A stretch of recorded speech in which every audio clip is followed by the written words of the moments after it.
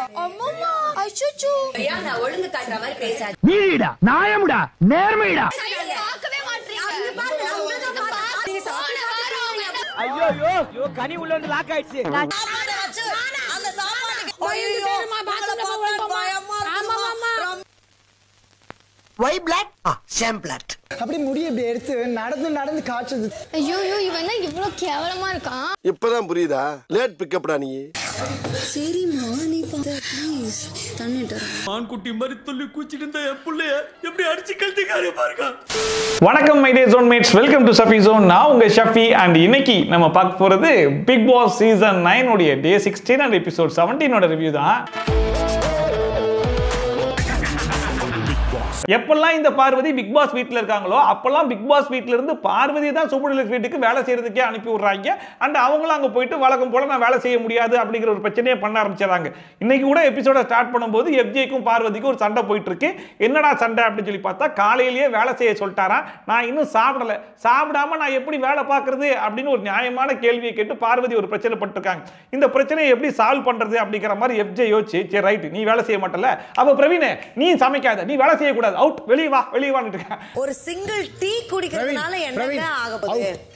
Out, நீங்க வேலை செய்ய கூடாது, நீங்க வாங்க. அப்ப இத கேப்டன் கணேக்கா பார்த்தாங்க. இங்க பாருடா எஃப்ஜே, உனக்கு வேலை கொடுக்கிறதுக்கு தான் உரிமை இருக்கு, ஆனா வேலை செய்யறவன செய்ய கூடாதுன்னு சொல்றதுக்கு உனக்கு உரிமை கிடையாதுடா அப்படிங்கிற மாதிரி சொன்ன உடனே, ஓ அப்படி சொல்றீங்களா, சரி ரைட், அப்ப நான் மறுபடியும் பார்வதி கிட்டே வரேன், நான் பார்வதி கிட்ட ஒரு வேலை கொடுத்தா அவங்க வேலை செய்ய மாட்டாங்களே அப்படிங்கிற மாதிரி மறுபடியும் அங்க வந்து நின்றான். அண்ட் பார்வதியும் சொன்னதே தான் மறுபடியும் சொல்லிட்டு இருந்தாங்க. அதாவது ஒரு டீ குடிச்சிட்டு தான் என்னால வேலை செய்ய முடியும் அப்படிங்கிற மாதிரி சொன்ன உடனே கணேக்கா சொன்னாங்கன்னா, அவ கேட்கறது ஒரு நியாயமா தானே இருக்கு, ஒரு டீயை குடிச்சிட்டு வேலை செய்யறேங்கிறா, இதுல என்னடா போகுது அப்படின்னு சொல்லி கேட்டதுக்கு, நாங்கெல்லாம் டீ குடிக்காம வேலை பார்த்துருக்கோம்ல, அதனால தான் பண்ண சொல்றோம் அப்படிங்கிற மாதிரி அவங்களும் அதே தான் சொல்லிருக்காங்க, இவனும் அதே தான் சொல்லிருக்காங்க. வெறும் வயித்துல எப்படி நாங்க வேலை பார்க்கறது? இது நடுவுல ரம்யா வந்து கேப்டன் கிட்ட உசுப்பேத்தி விடுறான் பாருங்க அப்படிங்கிற பேர்ல, அங்க பாருங்க வியனாலாம் சொன்ன வேலையை கரெக்டா பார்த்துக்கிட்டு இருக்கேன், ஆனா பார்வதிக்கு மட்டும் என்ன ஸ்பெஷலா அப்படிங்கிற மாதிரி கேட்டுருக்கும் போது, அப்படியா சொல்றீங்க, வியனா நல்லாவா வேலை பார்த்துருக்காங்கன்னு போய் எட்டி பார்த்தா வியனா வந்து ஆதிரை கிட்ட சண்டை போட்டுருக்காங்க. என்னாலலாம் வேலை செய்ய முடியாது, எவ்வளவு வேலை தான் கொடுப்பீங்க, அடுத்தடுத்து வேலை கொடுத்துருந்தா எனக்கு டயர்ட் ஆகுமா இல்லையா, கொஞ்ச நேரம் கழிச்சு தான் பண்ண முடியும், கொஞ்சம் டைம் கொடுங்க அப்படிங்கிற மாதிரி கேட்க, அதுக்கு ஆதிரை, நீங்க சூப்பர் டீலக்ஸ் வீட்டில் இருக்கும்போது இப்படி தான் டைம் கொடுத்தீங்களா, நீங்களும் சுபிக்ஷாவும் சேர்ந்து எவ்வளவு வேலை கொடுத்தீங்க, அதெல்லாம் மறந்து போச்சா அப்படிங்கிற மாதிரிலாம் கேட்டிருந்தாங்க. நாங்க மனசாட்சியோட தான் ஆடணும், உங்களை மாதிரி மனசாட்சி இல்லாம வேலை கொடுக்கல, எனக்கு கொஞ்சம் டைம் வேணும், டைம் இருந்தா தான் பண்ண முடியும் அப்படின்னு சொல்லிட்டு அவங்க ஒரு பக்கம் உட்காந்துட்டாங்க. மனிதாபிமானத்தோட தான் விளையாடுனீங்களா?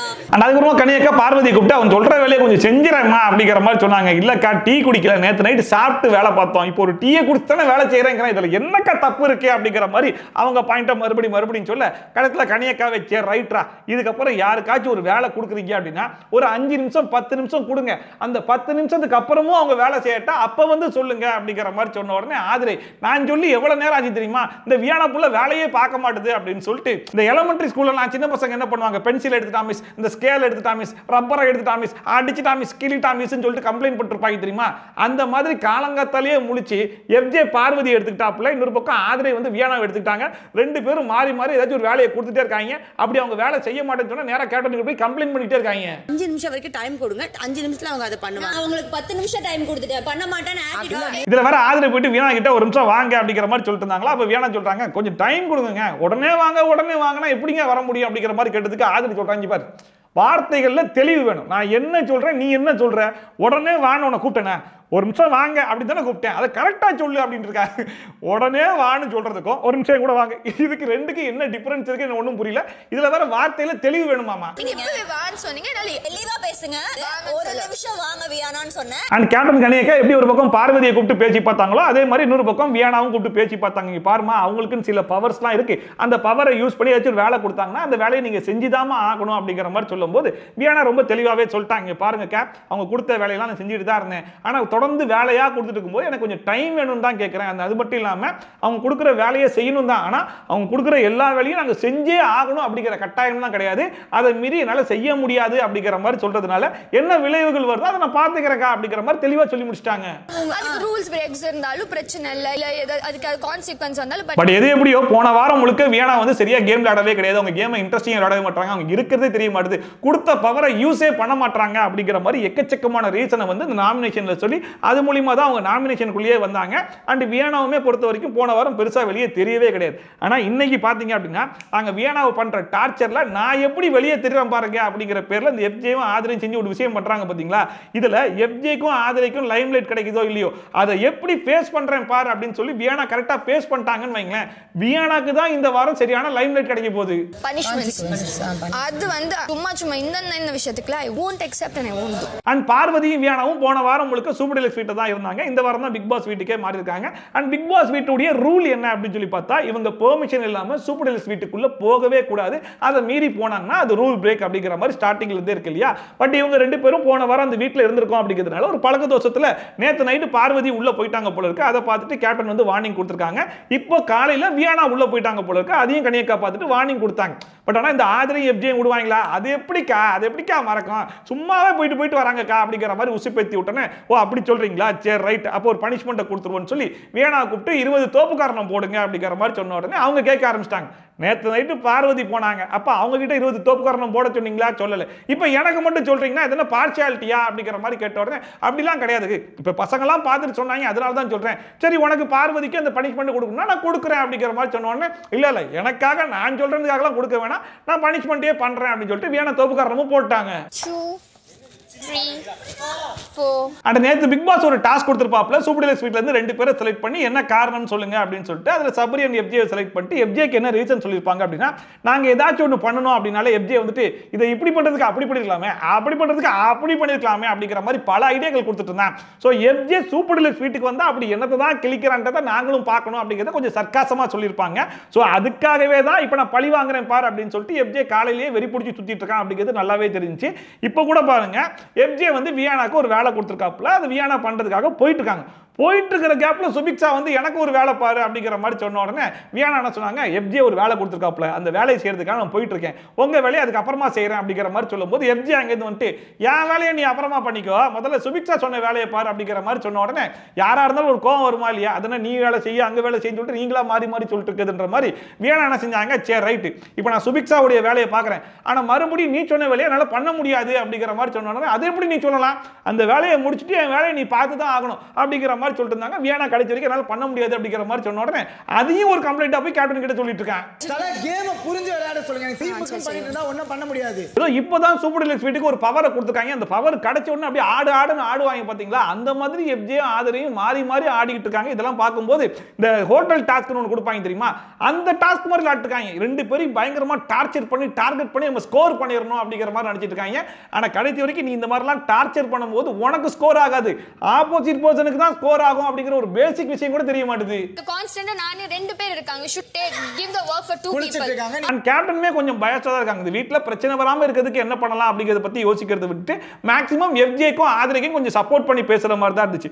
இப்போ வந்து அடுத்தடுத்து வேலை கொடுத்துட்டு அந்த வேலையை பாரு இந்த வேலையை பாரு அப்படிங்கிற மாதிரி சொல்லும்போது கேப்டன் வந்து அந்த அளவுக்குலாம் பண்ணாதீங்க, ஒருத்தவங்க ஒரு ஆளுக்கு ஒரு வேலையை மட்டும் கொடுங்க அப்படிங்கிற மாதிரி சொல்லியிருக்கலாம். ஆனா இப்போ வந்து என்ன சொல்றாங்க அப்படின்னா நீங்க இந்த வேலையை தானே பாத்தீங்க சூப்பர் டீலக்ஸ் வீட்ல இருக்கும்போது, இப்போ அதே வேலையை உங்களை செய்ய சொல்லும் போது உங்களுக்கு வலிக்குதா அப்படிங்கிற மாதிரி வியானா கேட்கும்போது வியானா என்ன சொன்னாங்கன்னா நாங்களும் வேலை கொடுக்க தான் செஞ்சோம் இல்லைன்னு சொல்ல, ஆனா சொல்ற விதம்னு ஒன்று இருக்குல்ல அந்த விதம் தான் எனக்கு பிடிக்கல அப்படிங்கிற மாதிரி சொன்ன உடனே கனியக்கா வந்து சரி ஓகே விதம் பிடிக்கலன்னா விட்டுருங்கப்பா அப்படிங்கிற மாதிரி ஒரு பக்கம் சொல்லிட்டு இருந்தாங்க. பட் இருந்தாலுமே உங்க மேல இவங்க வச்ச அலிகேஷன்ஸ்லாம் இருக்கத்தான் செய்யுது அப்படிங்கிறது சேர்த்தே சொன்ன உடனே வியானா என்ன சொன்னாங்கன்னா எனக்கு எதெல்லாம் பண்ணணும்னு தோணுதோ அதை நான் பண்ணுவேன், அதை மீறி இதெல்லாம் பண்ணியே ஆகணும் அப்படிங்கிற மாதிரி யாரு சொன்னாலும் ஏன் கேப்டனா நீங்களே சொன்னாலும் ஒரு சில விஷயத்தை நான் பண்ண மாட்டேன் பிக் பாஸ் சொல்ற வரைக்கும் அப்படிங்கிற மாதிரி சொன்ன உடனே அதுக்குமே கனியக்கா என்ன சொல்றாங்க, நீ பார்வையானா எல்லாத்துக்குமே பிக் பாஸ் வந்து சொல்ல மாட்டாரு, அதுக்கு தான் இந்த வீட்ல வீட்டு தலை நான் இருக்கேன் அப்படிங்கிற மாதிரி சொன்னாங்க. ஆனா வீட்டு தலை எல்லாத்தையும் பார்த்து கரெக்டா பேசினா பரவாயில்ல, ஆனா வீட்டு தலையே கொஞ்சம் பயாஸா இருக்கும்போது பிக் பாஸ் கிட்ட போய் தானே ஆக வேண்டியிருக்கு. பாருங்க நீங்க செஞ்ச அதே விஷயத்தை உங்களுக்கு செய்யும்போது உங்களுக்கு ஏன் ஒத்துக்க முடியாது, இதெல்லாம் இத்தனை நாள் நீங்க பண்ணீங்க. அண்ட் அதுக்கப்புறமா இன்னைக்கு 2 பேர் ஸ்டோரி சொல்லலாம் அப்படின்னு சொல்லி சொன்ன உடனே ஃபர்ஸ்டா ஸ்டோரி சொல்றதுக்கு யார் வந்தா அப்படின்னு சொல்லி பாத்தீங்கன்னா பார்வதி தான் வந்தாங்க. அது கலப்படம் இல்லாத சுத்தமான மதுரை பொண்ணா அவங்க பாரு அப்படின்னு சொல்லி செல்லமா கூப்பிட்டா தான் அவங்களுக்கு ரொம்ப பிடிக்கும் அப்படிங்கிற மாதிரி சொன்னாங்க. அண்ட் வீட்டிலே ரொம்ப கடைசி பொண்ணு அப்படிங்கிறதால ரொம்ப செல்லமா வளர்ந்த பொண்ணா. வீட்டில் எல்லாருமே லா படிச்சிருந்தாங்களா, ஆனா இவங்க மட்டும் லா படிக்க வேணாம் ஜேர்னலிசம் படிக்கலாம் அப்படிங்கிற மாதிரி படிச்சுட்டு சமுதாயத்தில் எந்தெந்த கேள்வியெல்லாம் கேட்க கூடாது அப்படின்னு சொல்லி நினைச்சாங்களோ அந்த கேள்வியை நான் கேட்பேன் அப்படின்னு சொல்லிட்டு இறங்கி கேள்வி கேட்டாங்களா. பார்வதி கேட்ட கேள்வியெல்லாம் எப்படிப்பட்ட கேள்வின்னு பார்த்தவங்களுக்கு நல்லாவே தெரியும். நாட்டுக்கு எவ்வளவு தேவையான கேள்வி அப்படிங்கிறது தெரியும். ஆனா அந்த கேள்வியை ஆண்கள் கேட்டா ஒரு மாதிரியும் பெண்கள் கேட்டா ஒரு மாதிரியும் பார்க்கறாங்க. அந்த ஸ்டீரியோ டைப்பை உடைக்கணும் அப்படிங்கிறதுக்காக தான் நான் களத்தில் இறங்கி அப்படி பண்ணேன். அதனால தான் இப்போ நான் பிக் பாஸ் வீட்டுக்குள்ளேயே நிற்கிறேன் அப்படிங்கிற மாதிரி சொன்னாங்க. அண்ட் வந்து பார்வதி பிறக்கும் போது அவங்க அம்மாவுக்கு வந்து 41 வயசா. இவங்க கொஞ்சம் வளர்ந்ததுக்கு அப்புறம் எனக்கு என்ன வயசான அம்மாவா இருக்காங்க அப்படிங்கிற மாதிரி ரொம்ப ஃபீல் பண்ணியிருக்கேன். ஆனால் என்னுடைய லைஃபோட என்னுடைய கேரியர்ல எனக்கு ரொம்ப சப்போர்ட்டா இருந்தது எங்க அம்மா தான் அப்படிங்கிற மாதிரி சொல்லிட்டு இருந்தாங்க. எங்க அம்மா எனக்கு வேறா இருந்திருக்காங்க அப்படிங்கறது ட்ரான் இன் லைஃப் தான் வந்து புரிஞ்சது. அண்ட் இவங்க வெளியே எப்படி இருப்பாங்களோ அதே மாதிரி எந்த ஒரு மாற்றமும் இல்லாம அப்படியே தான் பிக் பாஸ் வீட்டுக்குள்ள வாழ்ந்துகிட்டு இருக்கேன் அப்படிங்கிற மாதிரி சொல்லிட்டு பரவாயில்லமா, ரொம்ப அருமையான கேரக்டரா இருக்குமா அப்படிங்கிற மாதிரி தோணுச்சு. அண்ட் கடைசியா இந்த வீட்டுல நான் ஏதாச்சும் ஒன்று பேசியிருந்தா எல்லாரும் மன்னிச்சிருக்கப்பா அப்படின்னு சொல்லி முடிச்சு விட்டாங்க. ஒரு சின்ன பிள்ளையா சிறு பிள்ளையா மன்னித்து விடுங்கள். பட் இதுதான் என்னுடைய கதை. அந்த அடுத்த பிரவீன் ராஜ் ஸ்டோரி சொல்றதுக்காக வந்தாப்புல ஒரு மனுஷன் வாழ்க்கையில என்னென்ன பிரச்சனைகள் எல்லாம் ஃபேஸ் பண்ணணுமோ அந்த எல்லா பிரச்சனையும் நானும் ஃபேஸ் பண்ணிட்டு தான் வந்திருக்கேன்னு சொல்லி ஸ்டார்ட் பண்ணாப்புல நல்லா வாழ்ந்த குடும்பம் தான். இந்த சிட்டெல்லாம் போடுவாங்க தெரியுமா, அதுல கொஞ்சம் ஏமாந்து பயங்கரமான லாஸ் ஆகி போச்சு. அது வந்து ரெக்கவர் ஆகிறதுக்கே ரொம்ப கஷ்டப்பட்டு இருந்தோம் அப்படிங்கிற மாதிரி சொல்லிட்டு இருந்தாப்புல. அண்ட் அந்த டைம்ல தான் விஜய் டிவில வந்து நீங்களும் ஆகலாம் விஜய் ஸ்டார் அப்படிங்கிற ஒரு ஷோ வந்துச்சு. அந்த ஷோவுடைய டைட்டில் வின்னரே நான் தான்.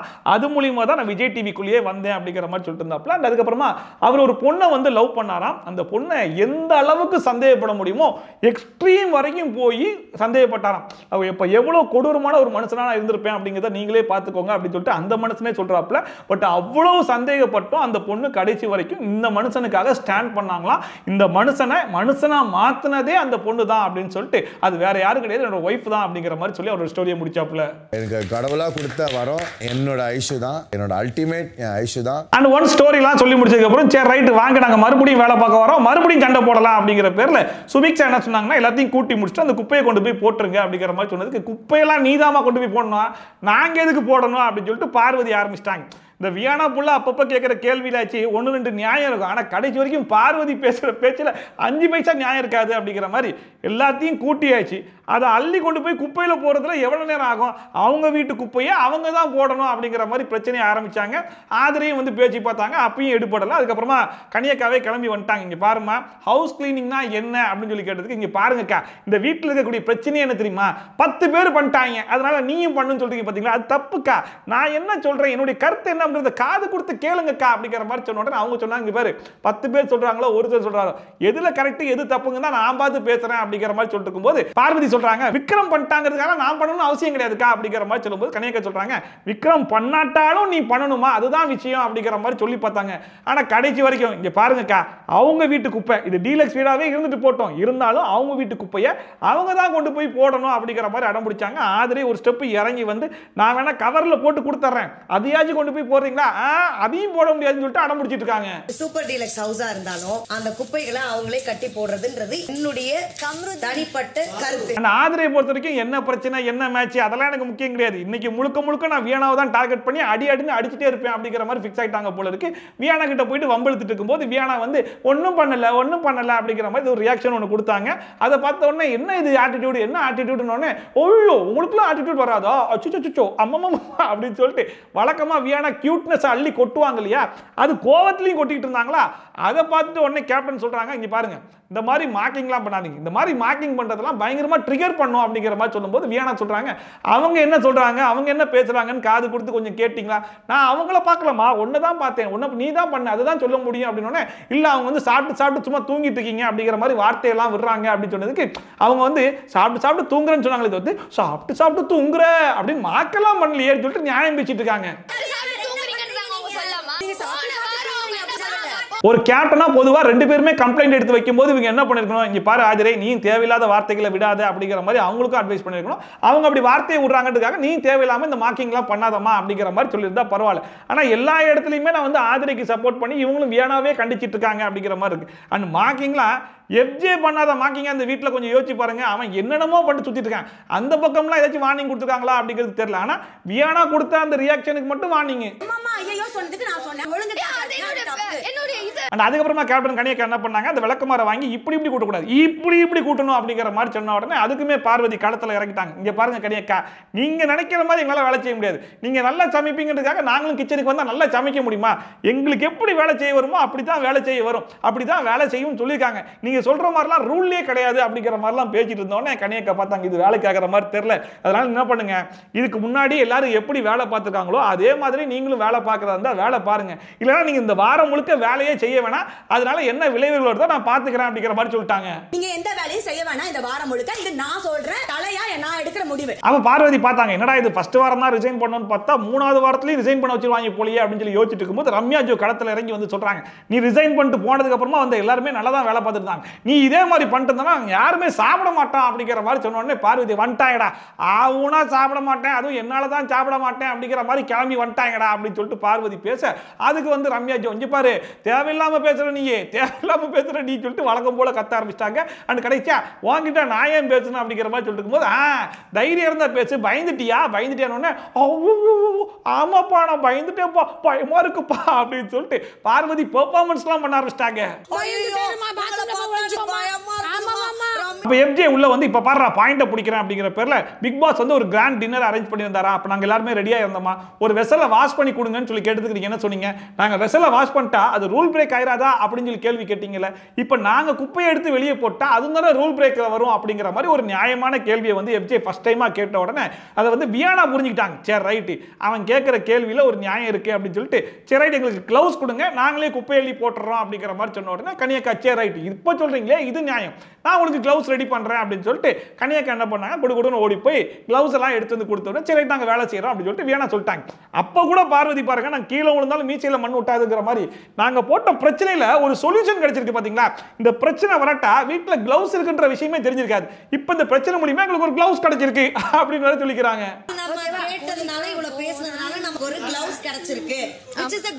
ஆக மொத்தத்தில் வியானா பார்வதி ரெண்டு பேருமே பிரச்சனை தான் பண்றாங்க. ஆனா ரெண்டு பேருக்கு கூடிய டிஃபரன்ஸ் என்னவா இருக்குன்னா கடைசி வரைக்கும் எது சொன்னாலும் நான் பிரச்சனை மட்டுமே பண்ணிட்டு இருப்பேன் அப்படின்னா அது பார்வதி, அந்த பிரச்சனையில ஏதாச்சும் வேலிடான பாயிண்ட் இருந்தா அந்த பாயிண்ட்டுக்கு ஒரு சொல்யூஷன் கொடுப்பேன் அப்படின்னு சொல்றது தான் வியானாவா இருக்காங்க. பேசினதுனால எனக்கு தேவைப்பட்ட விஷயம் கிடைக்குது. அப்புறமா சுபிக்ஷா போயிட்டு ஜக்குசி எட்டி பார்த்தாங்க. ஜக்குசி வந்து கொஞ்சம் அழுக்கா இருந்த உடனே அது எஃப்ஜே சொன்னாங்களா, உடனே எஃப்ஜே அதான் வியானா இருக்காங்களா கழுவ சொல்லு அப்படிங்கிற மாதிரி சொன்னாங்களா. அப்ப வியானா சொன்னாங்க நான் நிறைய வேலை பார்த்துட்டேன் இந்த வேலையெல்லாம் பார்க்க முடியாது அப்படிங்கிற மாதிரி சொன்னதுக்கு அது எஃப்ஜே சொல்றான், டீலக்ஸ் வீட்டில் இருக்கும்போது எவ்வளவு சாப்பாடு கொடுத்தாலும் சாப்பிட்டாங்க வேலை செய்ய சொன்னா மட்டும் நோக்குதாக்கும் அப்படிங்கிற மாதிரி கேட்டான். அப்ப வியானா சொன்னாங்க சாப்பாடை பத்திலாம் பேசாதீங்க அப்படிங்கிற மாதிரி சொன்னாங்க. அதுக்கு எஃப்ஜே கொடுத்த ரியாக்ஷன் ஒன்று பாருங்க, ஹூ ஹூ ஹே ஹே அப்படி இந்த மார்க்கிங் ஒன்று பண்ணுவாங்க தெரியுமா, அதை விட பயங்கர கேவலமா இருந்துச்சு.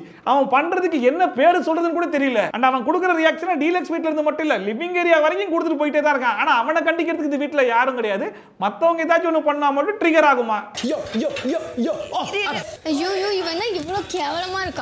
அதுக்கப்புறமா இந்த வாரத்துடைய வீக்லி டாஸ்க் வந்து ஸ்டார்ட் பண்ணாங்க. பிக் பாஸ் வீடு ஒரு ஜூஸ் ஃபேக்டரியா மாற போகுது அப்படின்னு சொல்லிட்டு இந்த டீலக்ஸ் வீட்டில் இருக்கவங்க எல்லாருமே இந்த ஜூஸ் ஃபேக்டரியுடைய ஓனராகவும் பிக் பாஸ் வீட்டில் இருக்கிற எல்லாருமே பாட்டில் சப்ளையராகவும் வேலை பார்ப்பாங்களாம். அண்ட் ரெண்டு டீம்ல இருந்து ஒரு ஆள் கியூசியா வந்துடணும் அப்படிங்கிற மாதிரி சொல்லியிருந்தாங்க.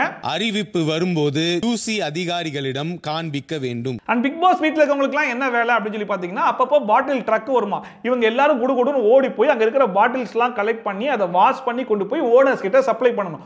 ஓனர்ஸ் அந்த பாட்டில்ல எது நல்ல பாட்டில் எது நல்ல பாட்டில் அப்படிங்கிற மாதிரி கண்டுபிடிச்சி பாட்டில்ஸை வாங்கி அந்த பாட்டில்ல இவங்க ஜூஸை ரெடி பண்ணி அந்த ஜூஸை வந்து ஃபில் பண்ணி பேக் பண்ணி லேபிள் ஒட்டி நல்ல டேஸ்டோட நல்ல ஸ்மெல்லோட நல்ல கலரோட கியூசிக்கு டெலிவர் பண்ணும்.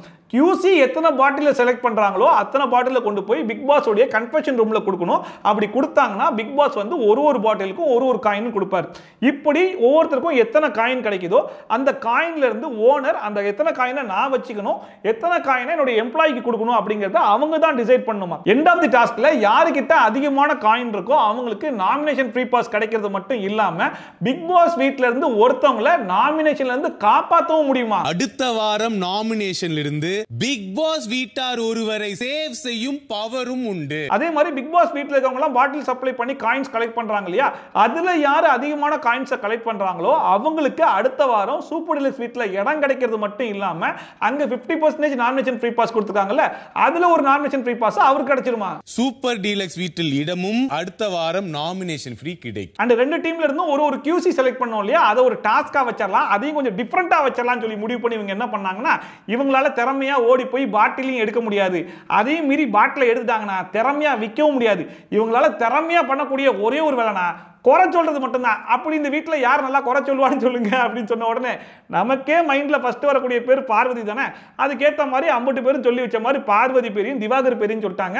இதுல ஸ்டார்டிங்ல ஒரு 2-3 பேர் வியானா பேரை சொன்ன உடனே வியானாக்கு எப்படி ஆயிடுச்சுன்னா இப்ப நடந்துச்சு இல்லையா பிரச்சனை, இதெல்லாம் மைண்ட்ல வச்சுட்டு நம்மள கார்னர் பண்றாங்க அப்படிங்கிற மாதிரி பொங்கி ஏங்கி ஏங்கி அழுக ஆரம்பிச்சிட்டாங்க. அந்த அழுது முடிச்சுட்டு வந்ததுக்கு அப்புறமா வியானாவே எல்லாருக்கும் ஒரு டிஸ்க்ளைமரையும் சேர்த்து சொல்லிட்டாங்க, இங்க பாருங்க நீங்க எல்லாருமா சேர்ந்து என்ன கார்னர் பண்ற மாதிரி எனக்கு ஒரு ஃபீல் ஆச்சு, அந்த ஃபீலிங்கை உள்ள வச்சுக்க முடியாம தான் பொங்கி எழுதுட்டேன், நான் அழுதுட்டேன் அப்படிங்கிறதுனால இதுக்கப்புறம் சரி ரைட் ஏதாவது சொன்னா அழுதுருவாளோ அப்படின்னு சொல்லிட்டு என் பேரை யாரும் சொல்லாமலாம் இருக்க வேணாம், யார் யாருக்கு என் பேரை சொல்லணும்னு தெரியும் நீங்க தயவு செஞ்சு சொல்லுங்க அப்படிங்கிற மாதிரி சொன்னாங்க.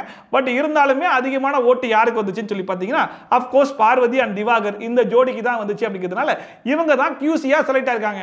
பாரு sir Diwakar sir watermelon star. And அதுக்கப்புறமா ஒரு வழியா டாஸ்க் வந்து ஸ்டார்ட் பண்ணிட்டாங்க. ஒரு பக்கம் QC-யா திவாகர் அண்ட் பார்வதி நாங்களா குறை சொல்லுவோம்னு சொன்னீங்க, எங்க குறைய இன்னைக்கு தானே நீங்க பார்க்க போறீங்க, குறைக்கே குறை சொல்ற அளவுக்கு குறை சொல்ல போறோம்டா அப்படின்னு சொல்லிட்டு ரெடியாகி உட்காந்துட்டாங்க. அண்ட் சூப்பர் டிலக்ஸ்ல மொத்தமா 6 பேர் இல்லையா, 6 பேரும் தனித்தனியா கடையை போட்டு ஒவ்வொரு கடைக்கும் ஒரு ஃபிளேவர் அப்படிங்கிற மாதிரி பிக் பாஸ் பிரிச்சு கொடுத்துட்டாப்ல. ஹைஜீனிக் இத வச்சு தான் மார்க் ஸ்கோர் போடப்படும். அண்ட் இன்னொரு பக்கம் பாட்டில் ட்ரக் வந்த உடனே பிக் பாஸ் ஹவுஸ்மேட்ஸ்லாம் குடுகுடுன்னு ஏறி போயிட்டு அந்த பாட்டில் எல்லாம் எடுத்து வந்து கழுவிட்டு இருந்தாங்க. அப்ப கனியக்கா ஃபர்ஸ்டா கழுவி முடிச்சு நேரா FJ கிட்ட போயிட்டு அந்த பாட்டில் எல்லாம் சப்ளை பண்ணிட்டு ஒரு டீல் ஒன்னு பேசினாங்க. எப்படிப்பா நீ பாட்டிலுக்கு காசா கொடுத்தறியா இல்ல டீல் பேசிக்கலாமான்னு சொல்லி கேட்கும்போது FJ என்ன டீல்னு சொல்லுங்க, ஓகேனா பண்ணிக்கலாம் அப்படிங்கிற மாதிரி கேட்டாப்ல. அப்ப கனியக்கா என்ன சொன்னாங்கன்னா, அதாவது நீ வின் பண்ணுவியான்னு தெரியல, ஆனா ஒருவேளை நீ வின் பண்ணிட்ட அப்படிங்கிற பட்சத்துல உனக்கு ஒரு பவர் கிடைக்கும்ல, பிக் பாஸ் வீட்ல இருந்து ஒரு ஆளை நாமினேஷன்ல இருந்து காப்பாற்ற முடியும்ல, அதை என்ன காப்பாத்தி விட்டுரு அப்படிங்கிற மாதிரி சொன்னாப்ல. சரி ரைட் ஒருவேளை நான் ஜெயிச்சிட்டேன்னா அந்த மாதிரி பண்ணிக்கலாம் அப்படிங்கிற மாதிரி அந்த டீலை ஓகே பண்ணிட்டாங்க. நாமினேஷன் ஃப்ரீ பாஸ் நீங்க ஜெயிச்சீங்கன்னா பண்ணிடுவோம், பண்ணிட்டா போச்சு. அண்ட் இந்த டாஸ்க்ல ஃபர்ஸ்டா வினோத் தான் சப்ளையர் இருந்து பாட்டில்லாம் வாங்கி ஜூஸை ஃபில் பண்ணி பேக்கேஜ் பண்ணி லேபிள்லாம் ஒட்டி பக்காவா கொண்டு போய் QC கிட்ட டெலிவரி பண்ணாப்ல. நம்ம தர்பூசணி சார் அதை எடுத்து டேஸ்ட் பண்ணி பார்க்குறேன், டேஸ்ட் பண்ணி பார்த்து நல்லா இல்லைலமா அப்படின்னு சொல்லிட்டு மொத்தத்தையும் ரிஜெக்ட் பண்ணி விட்டாங்க. வினோத் ரிஜெக்டட். இந்த QC-ல உட்காந்துருக்காங்க பார்த்தீங்களா 2 பேர், இவங்க பண்ணக்கூடிய பெர்ஃபார்மன்ஸ்லாம் வச்சு பார்க்கும்போது ஒரு பக்கம் டேஸ்ட் இல்லை, ஸ்மெல் இல்லை, கலர் இல்லை, ஹைஜீன் இல்லை, ஏன் பேக்கேஜிங்கே சரியில்லை அப்படிங்கிற மாதிரி 1008 ரீசன் சொன்னாலும் இன்னொரு பக்கம் பழைய வன்மங்கள் பழைய பிரச்சனைகள் இதெல்லாம் கூட மனசுல வச்சுட்டு பழி வாங்கிடுவாங்களோ அதையே ஒரு காரணமா சொல்லி குறை சொல்லிடுவாங்களோ அப்படிங்கிற டவுட்டு ஹெவியா வரதான் செய்யுது. அண்ட் ஃபைனலா சூப்பர் டெலிஸ் வீட்ல கூடிய ஜூஸ் ஒன்ஸ் எல்லாமே ஃபர்ஸ்ட் ரவுண்ட் ஆஃப் பாட்டில கொண்டு போய் QC கிட்ட சப்மிட் பண்ணதுக்கு அப்புறமா QC எல்லாத்தையும் செக் பண்ணி பார்த்துட்டு சரி ஓகே இப்போ நாங்க ரிசல்ட் அனௌன்ஸ் பண்றோம் அப்படிங்கிற பேர்ல ரம்யா மொத்தமா 10 பாட்டில் கொடுத்திருந்தாங்க, அதுல 2 தான் அப்ரூவ்ட்னு சொல்லிட்டாங்க. அண்ட் ஆதரை மொத்தமா 8 கொடுத்திருந்தாங்க, அதுல 6 ரிஜெக்டட் 2 தான் அப்ரூவ்ட்னு சொல்லியிருந்தாங்க. அண்ட் சபரி மொத்தமா 9 கொடுத்திருந்தாப்ல, அதுல ஒண்ணே 1 தான் அப்ரூவ்ட் அப்படின்னு சொல்லிட்டாங்க. அண்ட் சுபிக்ஷா வந்து மொத்தமா 6 கொடுத்திருந்தாங்க, அதுலயுமே 1 தான் அப்ரூவ்ட் அப்படிங்கிற மாதிரி சொல்லிட்டாங்க. அண்ட் FJ-க்கும் வினோத்துக்கும் கொடுத்தது எல்லாமே ரிஜெக்டட்னு சொல்லிட்டாங்க. FJ லெமன் டீம் ரிஜெக்ட் ஆனது எது கூட சொல்லிட்டு இருக்கேன், ஆம்பூஸ்ல இருக்கிற அழுக்கு பாட்டில் வந்து டேமேஜ். அண்ட் அதுக்கப்புறமா யார் யாருக்கு எத்தனை பாட்டில் அப்ரூவ் ஆயிருக்கோ அந்த பாட்டில்லாம் கொண்டு போய் பிக் பாஸ் உடைய கன்ஃபெஷன் ரூம்ல கொடுத்தாங்க அப்படின்னா எத்தனை பாட்டில் கொடுக்குறாங்களோ அத்தனை காயின் வந்து பிக் பாஸ் கொடுப்பாப்ல. அந்த காயினை இவங்க எல்லாருமே வாங்கினதுக்கு அப்புறமா பிக் பாஸ் என்ன கேட்டாருன்னா, இப்போ நீங்க வாங்கின காயினை நீங்களே வச்சுக்க போறீங்களா இல்ல உங்க எம்ப்ளாயி கொடுக்க போறீங்களா அப்படின்னு சொல்லி கேட்டதுக்கு சொல்லி வச்ச மாதிரி 4 பேருமே நாங்களே தான் வச்சுக்க போறோம் அப்படிங்கிற மாதிரி சொன்னாங்க. அப்ப பிக் பாஸ் என்ன சொன்னாருன்னா, கன்ஃபெஷன் ரூம்ல உங்க போட்டோ போட்ட பாக்ஸ் இருக்கு பாத்தீங்களா, அந்த பாக்ஸ்ல உங்க காயின்ஸை போட்டுருங்க அப்படிங்கிற மாதிரி சொன்ன உடனே எல்லாருமே அந்த பாக்ஸ்ல வந்து காயின்ஸை போட்டாங்க. சோ இதுக்கப்புறம் யார் வந்து அதிகமான பாட்டில்ஸ்ல அப்ரூவ் வாங்க போறாங்க, அது மூலமா எத்தனை காயின்ஸை சம்பாதிக்க போறாங்க, சம்பாதிச்ச காயின்ஸ்ல எத்தனை காயின்ஸை வந்து பிக் பாஸ் ஹவுஸ்மேட்ஸ்க்கு கொடுக்க போறாங்க அப்படிங்கிறது தான் டாஸ்க். இதுல ஃபைனலா யார் 2 பேர் அதிகமான காயின்ஸை சம்பாதிக்கிறாங்களோ அது மூலமா நாமினேஷன் ஃப்ரீ பாஸ் ஜெயிக்க போறாங்க. அது மட்டும் இல்லாம சூப்பர் டெலிஸ் வீட்ல இருக்கவங்க பிக் பாஸ் வீட்ல இருந்து இன்னொருத்தவங்களையும் காப்பாற்ற போறாங்க. சோ இது மூலமா மொத்தமா 3 நாமினேஷன் ஃப்ரீ பாஸ் கிடைக்க போகுது. நீங்க வச்சுக்க போறீங்களா இல்ல கொடுக்க போறீங்களா? நான் வச்சுக்க போறேன் பிக் பாஸ். சாதாரண இன்னைக்கு எபிசோட் வந்து முடிஞ்சு போச்சு. இன்னைக்கு எபிசோட பொறுத்த வரைக்கும் ஒரு வழக்கமான எபிசோட் தான். ஸ்டார்டிங்ல இருந்து சண்டை ஆரம்பிச்சு கடைசியா ஒரு வழியா ஒரு இன்ட்ரெஸ்டிங்கான வீக்லி டாஸ்கை கண்டுபிடிச்சு கொண்டு வந்துட்டாங்க. அண்ட் இந்த டாஸ்க் மூலமா பல பிரச்சனைகள் வருவதற்கான வாய்ப்பு இருக்கு. ஒரு பக்கம் பார்த்தா சூப்பர் டெலிஸ் வீட்ல இருக்கவங்களுக்கும் QC-க்கும் பயங்கரமான சண்டை வரும். அதே மாதிரி சூப்பர் டெலிஸ் வீட்ல இருக்கவங்களுக்கும் பிக் பாஸ் வீட்ல இருக்கவங்களுக்கும் அந்த காயின் மூலமா பயங்கரமான சண்டை வரதுக்கு வாய்ப்பு இருக்கு. அண்ட் ஃபைனலா இந்த டாஸ்க் மூலமா யாரு ஜெயிக்க போறா, ஜெயிச்சு யாரை காப்பாற்ற போறா, அண்ட் பிக் பாஸ் வீட்ல இருந்து யார் அதிகமான காயினை வின் பண்ணி அவங்களும் நாமினேஷன் ஃப்ரீ பாஸ்க்கும் சூப்பர் டெலிஸ் வீட்டுக்கும் போக போறாங்க அப்படிங்கறத பார்க்கிறதுக்கு கொஞ்சம் இன்ட்ரெஸ்டிங்கா தான் இருக்கும்னு நினைக்கிறேன். சோ பாப்போம் எப்படி போக போகுது அப்படின்னு சொல்லிட்டு. அண்ட் இன்னைக்கு எபிசோட் பத்தின உங்களுடைய கருத்து என்ன அப்படிங்கறதை மறக்காம கமெண்ட் செக்ஷன்ல சொல்லுங்க. அண்ட் இதே மாதிரி ட்ரோல்ஸ் அண்ட் ரிவ்யூஸ்லாம் கண்டிப்பா பார்க்கணும்னு நினைச்சீங்கன்னா மறக்காம சப்ஸ்கிரைப் பண்ணிட்டு பக்கத்துல இருக்க பெல் ஐகான் டான் தட்டி விட்டீங்கன்னா போற வீடியோட நோட்டிஃபிகேஷன் டான் டைம் கொஞ்சம் சேர்ந்துரும். சோ வீடியோ மாதிரி சூப்பரான வீடியோட சூப்பரான ரிவ்யூவோட சூப்பரான ட்ரோலோட கொஞ்சம் அந்த bye from Shafi. Ta ta bye bye and take care.